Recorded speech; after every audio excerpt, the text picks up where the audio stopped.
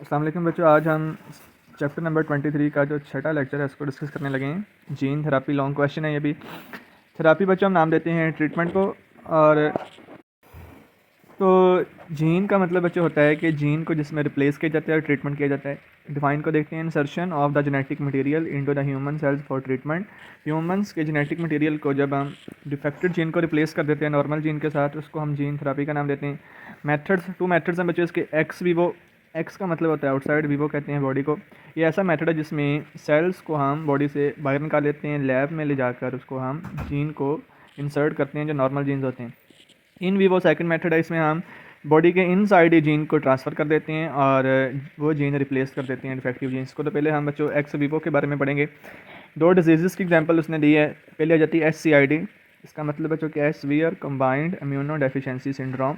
इस डिजीज़ में क्या होता है कि चिल्ड्रंस में एक एंजाइम जिसका नाम है ADA, एडिनोसिन डी अमाइनेज, वो नहीं बन पाता है। इस एंजाइम का जो काम होता है वो B एंड T सेल्स जो होते हैं, जो हमारा इम्यून सिस्टम बनाते हैं, उनको मैचुरेशन करना है। मैचुरेशन का मतलब बच्चा होता है कि उनको फंक्शनल बनाना है। तो जब ये एंजाइम नहीं होगा तो ये B एंड T जो लिम्फोसाइट्स होते हैं ये मैच्योर नहीं हो पाती हैं और जो पेशेंट होता है उसमें इम्यूनिटी बहुत ज़्यादा डाउन हो जाती है। तो इसका फिर हम ट्रीटमेंट बच्चों कैसे करेंगे? इसका ट्रीटमेंट हम करते हैं रेट्रोवायरसिस के ज़रिए। हम अपने जीन्स को रेट्रोवायरसिस जो कि RNA वायरसेस होते हैं इसमें एंटर कर देंगे और फिर उसको इन्फेक्ट करवाएंगे उन सेल्स के साथ, यानी कि जो सेल्स हमने पेशेंट से लिए हैं उनके ऊपर हमने रेट्रोवायरसिस का अटैक करवाना है। रेट्रोवायरसिस का लाइफ साइकिल बच्चों आप लोगों ने पढ़ा हुआ है कि जैसे ये जीन को इंसर्ट करता है तो जीन्स जाकर सेल के DNA के साथ मिल जाते हैं। लेकिन इसमें जो हम सेल्स लेते हैं बच्चों वो स्टेम सेल्स होते हैं बोन मैरो के, और ये जो इस तरह का प्रोसेस है बहुत ही ज़्यादा इफेक्टिव है। तो ये बच्चों थी फर्स्ट डिजीज़ SCID। सेकंड जो डिजीज़ आ जाती है वो है फेमिलियल हाइपर कोलेस्टेरोलीमा, जिसमें कोलेस्ट्रॉल का लेवल हाई हो जाता है। इस कंडीशन शॉर्ट क्वेश्चन में भी आ सकता है बच्चों। Condition in which the liver cells lack the receptors for removing the cholesterol. Liver का काम बच्चों होता है कोलेस्ट्रॉल के लेवल को मेंटेन करना, लेकिन ब्लड में कोलेस्ट्रॉल कितना है ये लीवर सेल्स में जो रिसेप्टर्स होते हैं वो डिटेक्ट करते हैं, लेकिन इन पेशेंट्स में वो रिसेप्टर्स नहीं बन पाते हैं, जिसकी वजह से जो कोलेस्ट्रॉल का लेवल है ब्लड में हाई हो जाता है और डिटेक्ट नहीं हो पाता है। तो इस तरह की जो कंडीशन होती है बच्चों वेरी फैटल होती है। फैटल का मतलब होता है डेथ काजिंग, और ये यंगस्टर्स में हार्ट अटैक के रिस्क को बढ़ा देती है। तो इसका ट्रीटमेंट भी बच्चों हमने वैसे ही करना है। RNA वायरसेस को, वो वाले वायरसेस जिनके पास हमारा जीन ऑफ इंटरेस्ट या नॉर्मल जीन होगा, उसको तैयार करना है। और फिर लीवर का एक छोटा सा पीस लेना है, जैसे ये लीवर का पीस एक्सरसाइज किया यहाँ से, और इस लीवर के पीस में जो सेल्स हैं वहाँ पर हमने RNA वायरसेस को इन्फेक्ट करवाना है। और इन्फेक्ट करवाने से हमारा नॉर्मल जीन इसमें जाएगा, और नॉर्मल जीन के जाने से ये देखें कि लीवर के सेल्स में ये रिसेप्टर्स आपको नज़र आ रहे हैं। अब ये रिसेप्टर्स क्या करेंगे? कोलेस्ट्रॉल के लेवल को डिटेक्ट करेंगे। तो ये बच्चों दोनों जो मेथड या दोनों जो बच्चों ये एग्जांपल थी, ये थी एक्स वीवो की। अच्छा, आगे जो नेक्स्ट टाइप बच्चा आ जाती है वो इन वीवो। इन वीवो में हम क्या करते हैं कि जीन को बॉडी के अंदर इंसर्ट कर देते हैं, बजाय के सेल्स को बाहर निकालने की। ऐसा ट्रीटमेंट करते हैं कि जो जीन ऑफ इंटरेस्ट होता है उसको बॉडी के अंदर इंजेक्ट कर देते हैं।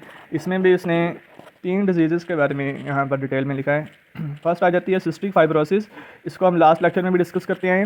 ये बच्चों ऐसी कंडीशन होती है जिसमें जो पेशेंट होता है उसके अंदर एबनॉर्मल प्रोडक्शन ऑफ म्यूकस हो जाती है। जब म्यूकस की प्रोडक्शन बच्चों ज़्यादा हो जाएगी तो जो रेस्पिरेटरी सिस्टम की ट्यूब्यूल्स होती हैं वो जैम हो जाती हैं, और उसको हम नाम देते हैं सिस्टिक फाइब्रोसिस। तो ये रेस्पिरेटरी सिस्टम के साथ साथ डाइजेस्टिव सिस्टम को भी इफेक्ट करता है। तो ये जो सिस्टिक फाइब्रोसिस है ये बच्चों ऑटोसोमल डिसऑर्डर, ऑटोसोम के बारे में हम डिटेल में बच्चों पढ़ चुके हैं। और इसमें जो पेशेंट होता है उसमें प्रॉब्लम क्या बनती है? Lack the genes code for transmembrane carrier of chlorine. इसमें जो सेल्स के अंदर ट्रांस मेम्ब्रेन प्रोटीन जो होती हैं जिन्होंने क्लोरीन को मूव करवाना होता है, उन प्रोटीन को बनाने के लिए जो जीन्स होते हैं वो एब्सेंट होते हैं, या वो जो जीन होते हैं वो अपना काम नहीं कर रहे होते हैं। तो patient die due to numerous infection of lungs. तो इसका ट्रीटमेंट बच्चों हमने कैसे करना है? इसमें हम लिपोसोम्स वेजिकल्स को यूज़ करते हैं एज ए मेडिसिन। इसको पेशेंट ने इनहेल करना होता है। लेकिन ये लिपोसोम हम तैयार कैसे करेंगे? ये हमारे पास लिपोप्रोटीन के ग्रैन्यूल्स होते हैं, इसको हमने एक जेल में रखना है लिक्विड के अंदर, और उसी लिक्विड में हमारा जीन भी होगा जो नॉर्मल जीन है। तो जैसे उस लिक्विड में हम रखेंगे तो ये लिपोसोम की कोटिंग कर देगा जीन, यानी कि लिपोसोम को किसने कवर कर लिया है? जीन्स ने। अब ये जो लिपोसोम है इनको उस पेशेंट ने इनहेल करना है, और ये जैसे वो इनहेल करेगा उसकी बॉडी में जाकर नॉर्मल जीन के साथ ये रिप्लेस कर देंगे, इफेक्टिव के साथ नॉर्मल। लेकिन ये वाला जो प्रोसेस है बच्चों ये इतना ज़्यादा इफेक्टिव नहीं है, असर वाला नहीं है, ये इतना ज़्यादा इसमें पेशेंट को रिलीफ नहीं मिलता है। उसके बाद जो सेकंड डिजीज़ है वो कैंसर आ जाती है। कैंसर में हमने ऐसे जीन्स बनाए हैं जो नॉर्मल सेल्स को ज़्यादा टॉलरेंट बना देते हैं और जो ट्यूमर या कैंसर सेल्स होते हैं उसको मोर वल्नरेबल बना देते हैं।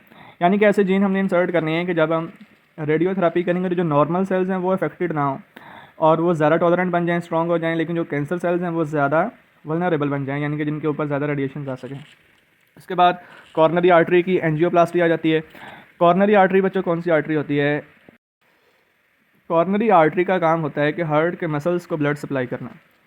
तो ज़्यादा प्रॉब्लम बच्चों जो बनता है हार्ट के मसल्स में जो कॉर्नरी आर्टरी जा रही होती है उसमें क्लॉट्स बन जाती हैं। आपको नज़र आ रही है बच्चों, ये एक ब्लड वेसल है, इसको मैंने कॉर्नरी आर्टरी का नाम दिया, इसमें क्लॉट बन गया है। अब जो क्लॉट बन गया इसका हमने ट्रीटमेंट कैसे करना है? एक बैलून कैथेटर लेनी है। कोई भी प्लास्टिक की ट्यूब जो हम बॉडी में इंसर्ट करते हैं इसको हम कैथेटर का नाम देते हैं। लेकिन इसमें जो हमने बैलून कैथेटर यूज़ करनी है उसको पहले एक लिक्विड के अंदर डिप करना है और उस लिक्विड के अंदर हमारे प्लाज्मिड होंगे। प्लाज्मिड के अंदर बच्चों आपको पता है कि जीन्स होते हैं। वो प्लाज्मिड क्या करेगा, इसके ऊपर कोटिंग कर लेगा और फिर हमने इस कैथेटर को इंसर्ट करना है ब्लड वेसल्स में। और जैसे ये ब्लड वेसल्स जाएंगी तो ये जाकर बच्चों क्या करेंगी, तो ये बच्चों जाकर प्रोलिफरेशन कर देंगी ब्लड वेसल्स की, ताकि एक बाईपास बन जाए, यानी कि ब्लड को गुजरने के लिए एक रास्ता बन जाए। यानी कि ये जीन्स जाकर बच्चों क्या करेंगे, ऐसे आउटर सरफेस पे या लोअर सरफेस पे जाके ऐसे मज़ीद ब्लड वेसल्स को बना देंगे। उन मज़ीद ब्लड वेसल्स के बनने से क्या होगा कि जो ब्लड की रिस्ट्रिक्शन हो गई थी उसके लिए एक रास्ता बन जाएगा, ताकि जो ब्लड सेल्स हैं वो बजाय कि यहाँ से जाने से, क्योंकि आगे क्लॉट बना हुआ है, तो जो ब्लड सेल्स होते हैं बच्चों वो यहाँ से मूव करना शुरू कर देते हैं। तो इसी प्रोसेस को हम बाईपास भी कहते हैं। तो ये जो जीन हमने इंसर्ट बच्चों की हैं बैलून कैथेटर के ऊपर लगाकर, उन्होंने ये प्रोलिफरेशन की है। प्रोलिफरेशन का मतलब होता है डिवीजन करके ब्लड वेसल्स को बना देना। तो ये बच्चों 3 मेजर डिजीज़ थी जिसका ट्रीटमेंट दिया गया है। आगे लास्ट में इसने वाइंड अप किया है कुछ अदर डिजीज़ की भी एग्जांपल इसने दी, जैसे कि हीमोफीलिया, एड्स, पार्किंसन डिजीज़। इनके ट्रीटमेंट के लिए हम स्पेशलाइज आर्टिफिशियल ऑर्गन्स को यूज़ करते हैं। इन ऑर्गन्स के अंदर हमारे जीन्स होते हैं, इस ऑर्गन को रिप्लेस कर देते हैं। और ये भी आपको शॉर्ट में आ सकते हैं, artificial organs have the cell contain the normal gene. तो ये ऑर्गेनॉइड्स को हम पेशेंट की बॉडी में रख देते हैं। पार्किंसन डिजीज़ को ट्रीट बच्चों कैसे किया जाता है? इसमें आपको पता है कि डोपामाइन बनाने वाले जो सेल्स होते हैं ब्रेन के वो डैमेज हो जाते हैं। तो इसमें हमने स्पेशलाइज सेल्स को ग्राफ्ट कर देना है ब्रेन के उन सेल्स के साथ जो डोपामाइन बनाते हैं। तो dopamine producing sales directly grafted into the brain cells. तो ये बच्चों एक लॉन्ग क्वेश्चन था जीन थेरापी। इसके बाद हमारा शायद जो नेक्स्ट लेक्चर हो वो लास्ट लेक्चर ही हो, और ये हमने बच्चों 7 लेक्चर्स में टॉपिक को या फुल चैप्टर को हमने कंप्लीट कर दिया। बहुत ही इंपॉर्टेंट ये चैप्टर है बच्चों। ओके, अल्लाह हाफिज़।